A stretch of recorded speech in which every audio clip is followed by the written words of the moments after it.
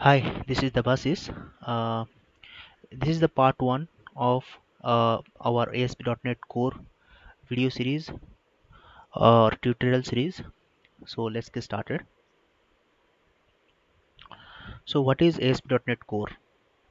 ASP.NET Core is a cross-platform, high-performance, open-source framework for building modern cloud-based and internet-connected applications. It is rewritten from the ground and provides a lot of benefits. It is a redesign of ASP.NET 4.x version. So there are many benefits it provides. So these are the benefits. One is cross platform. So what is the meaning of cross platform? Means ASP.NET Core you can run in any operating system. It is not like Windows. In previous ASP.NET Core traditional version, uh, we were only able to run in Windows platform, but now we can run in Windows, Mac OS and Linux with the help of ASP.NET Core applications.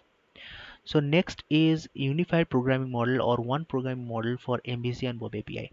So here it make it very simple to create application because now ASP.NET Web application and ASP.NET Web APIs both having the same unified programming model.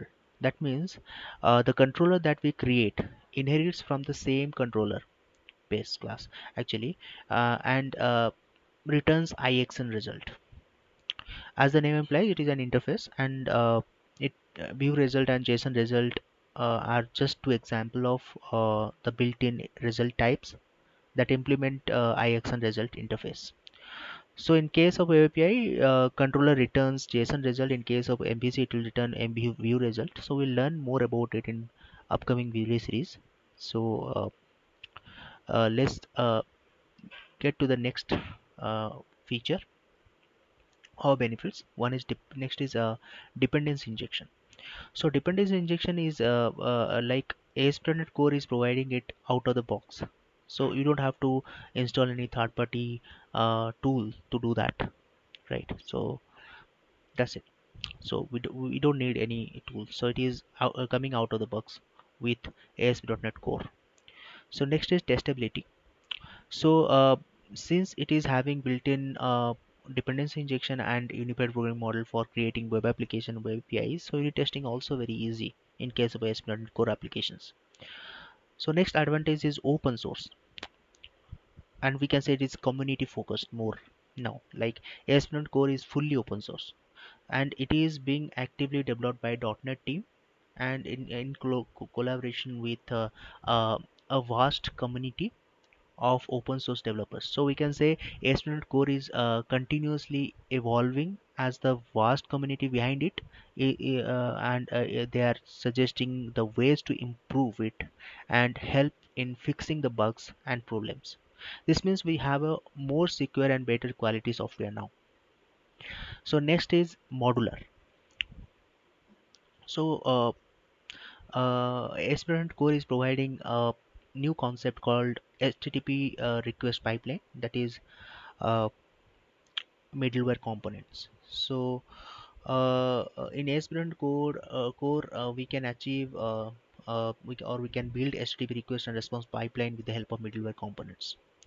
So we compose our request and response pipeline using middleware component, which includes a rich set of built-in built-in middleware components or custom middleware components you can build by your own also. So you can also progress through the course, and we will see uh, more about middleware components. So that's all about the benefits.